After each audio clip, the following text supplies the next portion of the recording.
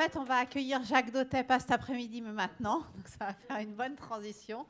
Donc, voilà, qui va vous parler, en fait, du financement des projets immobiliers.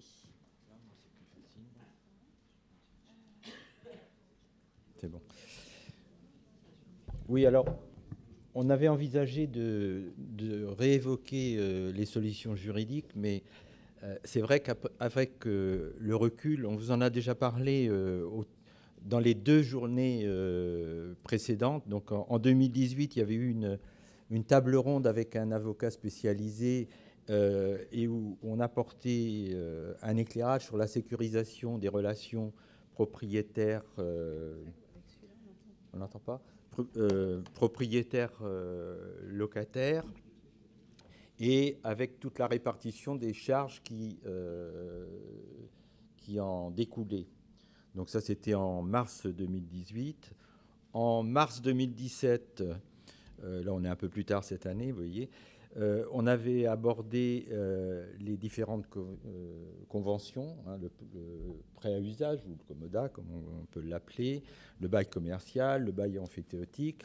Donc, vous avez sur le site de l'AFNOGEC, à travers ces publications dans l'arc-boutant du compte-rendu de ces journées immobilières, et vous avez aussi la possibilité de visionner toutes ces tables rondes.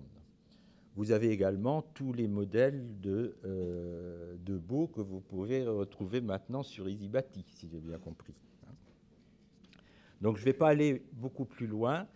S'il y a des questions de type juridique particulière, Anne Barret, qui avait été indiquée là, pourra répondre à une petite question particulière sur cette chose-là. Donc, on va oublier un petit peu ça pour l'instant. Moi, je vais vous parler... donc, moi, je suis membre de la commission gestion de l'AFNOGEC et je suis le correspondant de cette commission dans la commission immobilière. On parle beaucoup de bâtiments et tout ça, mais tout ça, ça ne se fait pas sans un minimum de ressources. Hein, on a parlé d'un certain nombre de ressources. Alors, je n'ai pas beaucoup de temps, donc ça ne va pas être développé très précisément. Je vais vous faire un catalogue des ressources possibles pour soutenir l'entretien, la construction, l'entretien de l'immobilier. Alors tout d'abord, eh bien, il y a les ressources propres de chaque OGEC. La première ressource, c'est l'autofinancement. Donc cet autofinancement, on peut en avoir une... Oui, pardon. Oui, merci. L'autofinancement, on peut en avoir une définition par EasyGestion. Maintenant, il faut se mettre au nouveau terme. C'était indice autrefois. Nos amis banquiers connaissent bien nos amis banquiers, je dis, connaissent bien cette ressource. Si on a eu la chance d'avoir quelques disponibilités, on a pu mettre de l'autofinancement également en réserve à travers des placements qui peuvent être envisageables et dont l'AFNOGEC a fait aussi une note de préconisation pour ces placements. Si on n'a pas fait cette mise en réserve, il faudra être autant plus vigilant à mesurer cet autofinancement devant les besoins futurs. Deuxième type de ressources, eh bien, même si elles sont encore moins faciles à obtenir, ce sont les subventions d'investissement. Alors, elles sont bien réduites dans certaines régions depuis un moment, mais elles peuvent quand même aller jusqu'à 10% des dépenses de fonctionnement.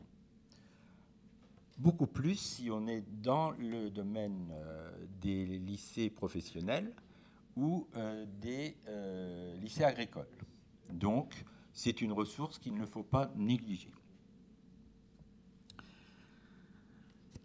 À ce propos, il ne faut pas oublier que les demandes de subventions se font avant d'engager des travaux. Sinon, on risque de se les voir refuser.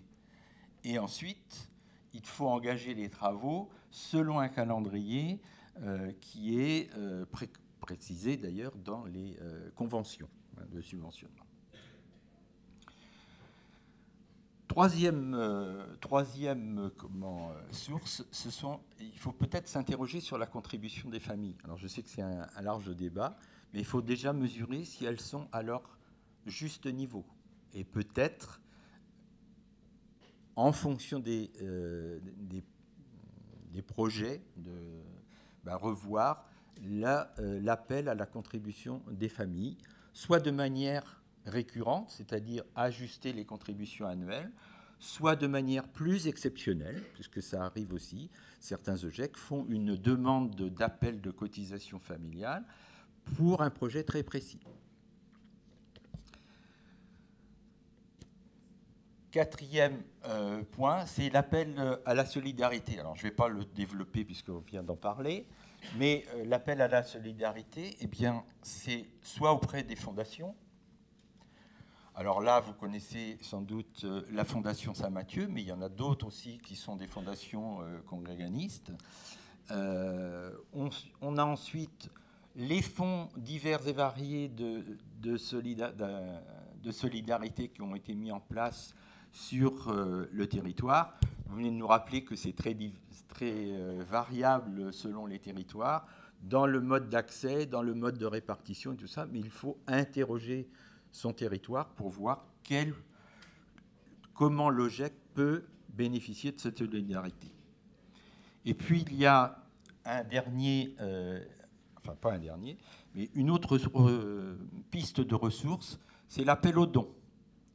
Donc l'appel aux dons, alors on peut avoir également des dons auprès de certaines structures du réseau, comme la Fondation.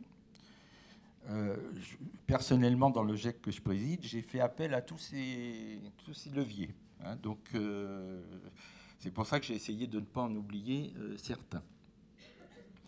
Et au-delà de ces appels aux dons auprès de structures, il y a l'appel aux dons auprès soit des familles des élèves, soit auprès, puisqu'on a souvent ça, les anciens élèves, soit plus largement l'appel aux dons à travers des fondations, comme la Fondation Saint-Mathieu, qui peut aider avec son expertise à faire un appel aux dons pour projet. Et puis il y a une dernière piste. Alors cet appel aux dons, il faut être prudent. Il vaut mieux faire verser les dons à une structure, disons, reconnue comme d'utilité publique, merci, que de faire une collecte des dons directement dans les OGEC.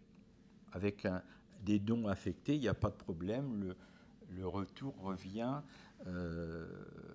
dans l'OGEC. On peut faire aussi des dons à la fondation non affectés, c'est elle qui gérera ça. Mais il y a une autre piste pour que l'OGEC puisse toucher directement de l'argent, c'est l'appel au mécénat.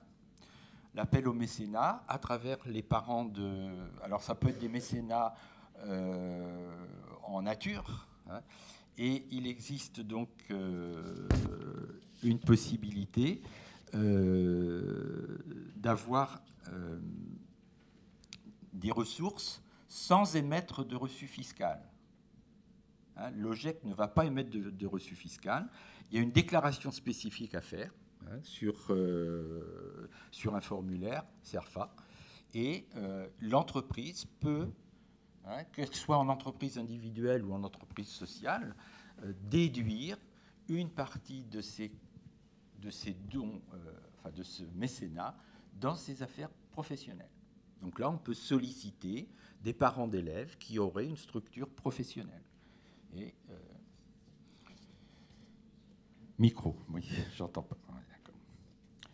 Voilà, donc je crois ne pas avoir oublié de ressources propres et gratuites.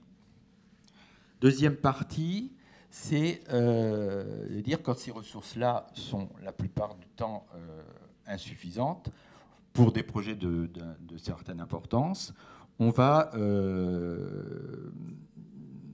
recourir à l'endettement. Bon, le principal endettement, c'est le recours à l'emprunt auprès d'établissements bancaires.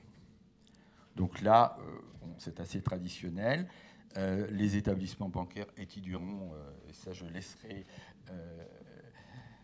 nos accueillants ici en parler. Il ne faut pas oublier que la plupart du temps, il sera fait appel aussi à des garanties de type société de caution mutuelle, voire des demandes plus importantes d'autres cautions ou de garanties hypothécaires. Sachant que dans ce cas-là, les garanties hypothécaires peuvent être d'abord un peu plus chères et poser des problèmes de propriété canonique. Un autre type d'endettement qu'on va pouvoir trouver, c'est les avances remboursables auprès de divers organismes, auprès de fondations, comme la Fondation Saint-Mathieu, par exemple, fait des avances remboursables, donc qui ont pas forcément un intérêt facial, mais qui ont des frais de dossier qui peuvent représenter un certain coût financier. Et puis, une dernière piste aussi, qui n'a pas la faveur de l'enseignement catholique, c'est le recours au crédit bail, parce que c'est un produit complexe. D'un point de vue financier en général, mais ça on pourra l'entendre, on a des taux qui sont proches d'une solution d'emprunt. Et l'optimisation fiscale du crédit bail ne concerne pas les objets qui ne sont pas fiscalisés. Donc ce sont des solutions qui ne sont pas interdites, mais qui sont réservées surtout à des opérations complexes et souvent d'envergure importante. Alors, comme disent tous les documents bancaires, ou même dans le crédit à la consommation, un emprunt, ça vous engage. Donc, il faut rembourser. Donc, ce remboursement se fera à partir de l'utilisation d'une quote-part de l'autofinancement. Donc, à ce propos, la FNOGEC a certains repères. Donc, elle recommande que la quote-part de l'autofinancement accordée au remboursement de l'endettement soit de l'ordre de 50%. Il est évident que si vous avez un OGEC qui mobilise la totalité de son autofinancement pour rembourser un emprunt sur 15 ans, eh bien pendant 15 ans, elle aura d'autres problèmes, parce qu'elle n'aura plus de ressources disponibles. Donc, un objectif de 50% de l'autofinancement lié au remboursement de l'emprunt est une norme recommandée. Parce que derrière, il y a aussi à assurer le fonds de roulement, assurer les investissements matériels, etc. Notre considération, c'est le ratio d'endettement. Donc, ça, je vous rappelle que le ratio d'endettement, c'est les dettes à long et moyen terme divisé par la capacité d'autofinancement qui nous donne une capacité de remboursement calculée en années. Donc, la recommandation de la FNOGEC, c'est de 5 à 7 ans maximum. Ensuite, alors je le dis aussi, tous ces éléments-là, capacité d'autofinancement, calcul de ratio d'endettement, font l'objet de fiches explicatives qui sont disponibles sur le site. Par exemple, pour la capacité d'autofinancement, on a des ratios qui recommandent, donc, quand on n'a pas de loyer dans ces comptes, d'avoir une capacité d'autofinancement d'environ 15%. Si on a des loyers, en fonction de la hauteur du loyer, on est entre 8 et 12%.